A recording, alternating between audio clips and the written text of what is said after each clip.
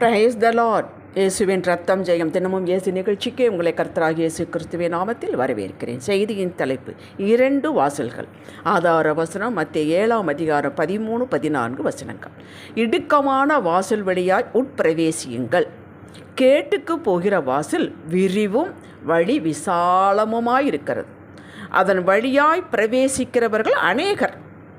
ஜீவனுக்கு போகிற வாசல் இடுக்கமும் வழி நெருக்கமுமாயிருக்கிறது. அதை கண்டுபிடிக்கிறவர்கள் சிலர். தேவ அன்பிற்கு பாத்திரவான்கள். 2 வாசல்களை வழி இவைகளை விளக்குவதற்கு முன் இயேசு தலையங்கமாக ஹெட்லைனாக ஒன்றை சொல்லுகிறார். இடுக்கமான வாசல் வழியாய் உட்பிரவேசியுங்கள் என்று சொல்லிவிட்டார். அந்த வாசல் இடுக்கம்தான், ஆனால் உட்பிரவேசியுங்கள் என்று சொல்லுகிறார். கேட்டுக்கு போகிற வாசல் எப்படி இருக்கும், ஜீவனுக்கு போகிற வாசல் எப்படி இருக்கும் என்பதை விளக்குகிறார். இதற்கு வேதத்திலிருந்து சாட்சிகளை எடுத்து சொன்னால் இந்த 2 வாசல்களை மிக எளிதாக புரிந்து கொண்டு அந்த இடுக்கமும் வழி நெருக்கமான வாசலைத்தான் நாம் தெரிந்தெடுப்போம். அது ஜீவனுக்கு போகிற வாசல். வாழ்வு, செழிப்பு, மேன்மை, பரிசுத்தம், நித்திய ஜீவனுக்கு அழைத்து செல்லும் வாழ்வு. யோவான் 10:10 வாசிங்க. இயேசு சொன்னார், நான் ஜீவனை கொடுக்கவும் அது பரிபூரணப்படவும் வந்தேன் என்றார். நமக்கு வாழ்வு கொடுப்பது மட்டுமல்லவங்க, அந்த வாழ்வு நிறைவாக பரிபூரண சமாதானத்தை கொடுக்கத்தான் அவர் வந்தார். இதை நாம் புரிந்து கொள்ள வேண்டும். அப்படி சொன்னவர் நமக்கு முன்பாக நடக்கிறார். சங்கீதம் 23 வாசியுங்க. இதுதான் இடுக்கமும் வழி நெருக்கம். அவர் போகிற வாசல் எப்படி இருந்தால் நமக்கு என்ன? அவரை பற்றி கூட நாம் செல்ல வேண்டும். என் நாடுகள் என் சத்தத்தை அறிந்திருப்பதனால் என் பின்னால் வரும் என்று கேரண்டி சொல்கிறார் நம்மை பற்றி. இயேசு ஜீவனுக்கு நேராக, ஆசீர்வாதத்திற்கு நேராக, நன்மைக்கு நேராக, சமாதானத்திற்கு நேராக நடத்துகிறார். ஆனால் நம் இஷ்டத்திற்கு நடக்க முடியாது. கொஞ்ச நேரம் வலப்புறம் போகலாம், பசுமையாக இருக்கிறது. கொஞ்ச நேரம் இடப்புறம் போகலாம், பசுமையாக இருக்கிறது என்று கண்கள் பார்ப்பதையும் காதுகளில் கேட்பதையும் வைத்து கொண்டு போக முடியாது. நம் இஷ்டம் போல் நடக்க முடியாது. அவராலே என்று நம்மால் தனித்து எதையும் செயல்பட முடியாது. அப்படித்தான் உண்டாக்கப்பட்டிருக்கிறோம். அப்படி போனால் இடிக்கும், குத்தும், நம்மை சுருக்கி கொண்டு தான் நடக்க வேண்டும். கையும் காலை விசிறி போட்டு நடக்க முடியாது. ஏசாயா 30:21 வசனத்தை வாசியுங்கள். வசனம் குத்தும், இடித்து காட்டும்.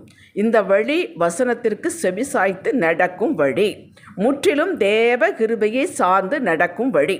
உடனே கண்களில் ஏதும் காண முடியாது. என்னவோ ரொம்ப காலம் இயேசுவை பின்னாடி போய் ஒன்றும் காணாது போல நடவாத போல இருக்கும். ஆனால் அவரையே நம்பி நம்முடைய ஈகோவை உடைத்து மாமிசத்தை சுருக்கி கொண்டு நடக்கும்போது விரும்பினது வரும். அப்பொழுது நம் ஆத்துமா ஜீவ விருட்சம் போல் இருக்கும். எவ்வளவுக்கு அவ்வளோ வேகமாக நம்ம ஈகோவை உடைக்கிறோமோ, நம்ம மாமிசத்தை சுருக்கி கொள்கிறோமோ, அவ்வளவுக்கு அவ்வளோ அந்த ஜீவ விருட்சத்தை காணலாம். நம்முடைய எதிர்காலம் நம் கையில் தான் இருக்கிறது. இதைத்தான் சொன்னார். நாம் ஈகோவை உடைக்காமல், மாமிசத்தை சுருக்காமல் எனக்கு எல்லாம் வேண்டுமென்றால் அது கிடைக்காது. அது அப்படித்தான். விசுவாச நடை நடக்கும்போது இது கிடைக்கும். இந்த பாதையில் விசுவாச நடை ஒன்று, அவர் கிருபையை சார்ந்திருப்பது ஒன்று, தெய்வ பயம். நீங்களும் நானும் எதிர்பார்த்ததற்கு மேலாக நடக்கும். இது வெற்றியின் வாசல். வெற்றியாளர் இயேசு நம் முன்னே செல்கிறார். நாம் அவரோடு இணைந்து இசைந்து நடந்தால் போதும். அவர் அமர்ந்தால் நாம் அமர வேண்டும். நம்மை அமரச் சொன்னால் அமர வேண்டும், எழும்பச் சொன்னால் எழும்ப வேண்டும்.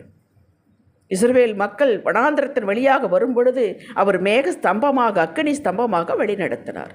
மேகஸ்தம்பம் அமர்ந்தால் அவர்களும் அமர்ந்து கூடாரம் போடுவார்கள். மேகஸ்தம்பம் எழுப்பினால் அவர்களும் எழும்புவார்கள். கிடைக்குமோ கிடைக்காதோ, நடக்குமோ நடக்காதோ என்று சந்தேகத்திற்கு இடமே கிடையாது. நடக்கும், கிடைக்கும். உங்களை பார்த்தான் இயேசு சொல்கிறார். இந்த இடுக்கமான வாசல் வழியாய் கிருபையை முற்றிலும் சார்ந்து நடப்பவர்களுக்கு வெற்றி உறுதி, நித்திய ஜீவன் உறுதி, மேன்மை, சுகம் உறுதி. காலம் மட்டும்தான் இவர்களுக்கு பிரச்சனை. இன்றா நாளையா, அவ்வளவுதான். இப்படி வாழ்ந்தவன் தாவீது, யோசேப்பு, தானியேல், அவனுடைய 3 நண்பர்கள் சாத்ராக், மேஷாக், ஆபேத்நேகோ. யோபு இவர்களுக்கு ஆரம்பம். இவர்களது நடைமுறை முடிவு யாவும் நாம் அறிவோம்.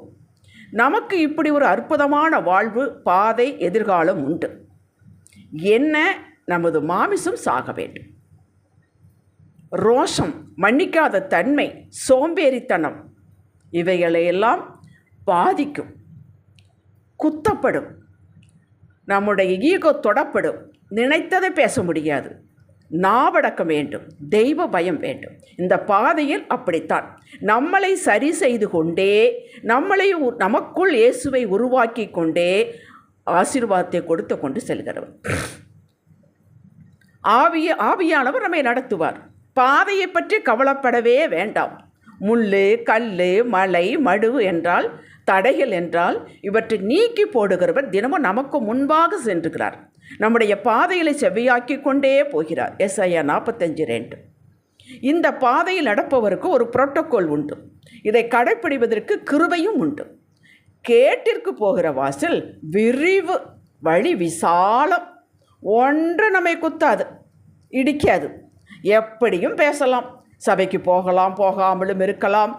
யாரும் என்னை கேள்வி கேட்க முடியாது. நான் அப்படித்தான், எனக்கு தோன்றுகிறதை செய்வேன். இதுவரை நன்றாகத்தானே நடந்தது, இனி நன்றாகத்தான் நடக்க எனக்கு தெரியும். சினிமா, ட்ராமா பார்ப்பது ஒன்றும் தவறே இல்லை. இது ஒரு பொழுதுபோக்கு. உலகத்தில் தானே இருக்கிறோம், உலகத்தோடு ஒத்துப்போக வேண்டுமே. நன்று தின்கிற கூட்டத்தில் இருந்தால் நடுத்துணி என்னதுன்னு எடுத்துக்கொள்ள வேண்டும், இல்லாவிட்டால் பிழைக்க முடியாது என்று தங்களுக்குத்தானே வழிகளை அமைத்து கொண்டு இது சரிதான் என்று மார்க் போட்டு கொண்டு நடப்பவர்கள், மனிதர்களை பிரியப்படுத்துவர்கள், மனிதர்களுடைய யோசனையை எடுத்துக்கொள்கிறவர்கள்.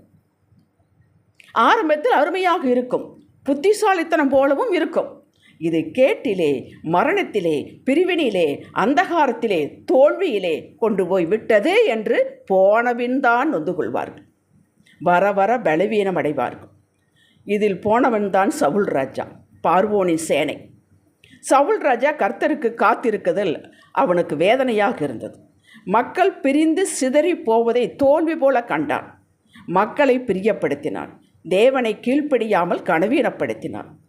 தாவீதின் மகன் இப்படி இந்த வாசல் வழியாக போனவன் அப்சலோம். இந்த வாசல் வழியாக போய் வாழ்வை இழந்தான், தகப்பனுக்கே துரோகம் செய்தான். மக்களே, ஆரம்பத்திலே சிரமமாக இருக்கும், பின் பழகி கொண்டால் இந்த வாசல், ஜீவனுக்கு போகிற வாசல், பாடம் கற்றுக்கொண்டே வெற்றியை சுதந்திரித்து கொண்டே நடக்கலாம். பாடுகள் எல்லா வாசல்களையும் உண்டுதான். ஆனால் இந்த பாடுகளை சரி செய்து நம்ம அழகாக நடத்துகிற நமக்கு முன்பாக செல்கிறார். பாடுபடுதல், ஆளுகை செய்தல். அவரோடு பாடுபட்டால் ஆளுகை செய்யலாம், பாடல் இல்லாவிட்டால் ஆளுகை இல்லைங்க. இந்த வழியாய் நம்மோடு இயேசு கூடவே நடக்கிறார். அவர் நம்மை விட்டு விலகுவதும் இல்லை, அவர் கைவிடுவதும் இல்லை. அவர் பார்த்து கொள்வார். கேட்டுக்கு போகிற வாசல் போர்டு, 2 வாசலுக்குமே போர்டு கிடையாது.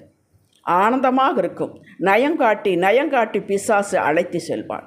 பின் மேலவே முடியாது, அதில் பாதாளத்திற்குத்தான் கொண்டு போய் விடுகிறான்.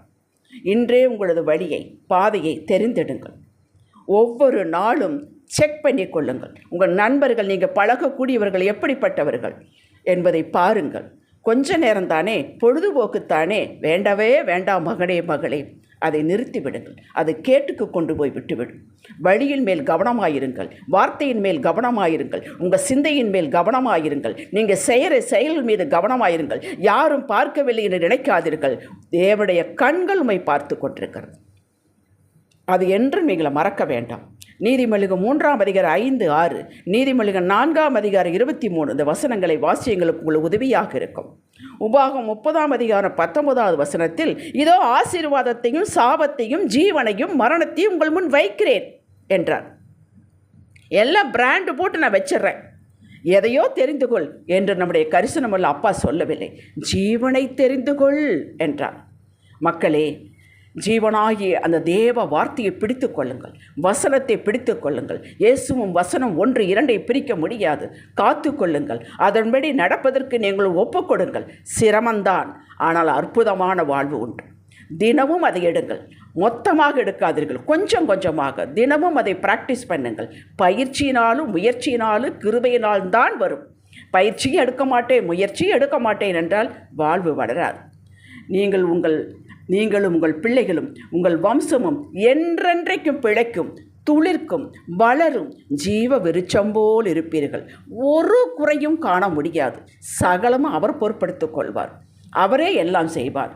ஜெபிக்கலாம். அப்பா பிதாவே, எங்கள் ஜீவன் உமக்குள், இயேசுவுக்குள் தேவனிடத்தில் இருக்கிறது.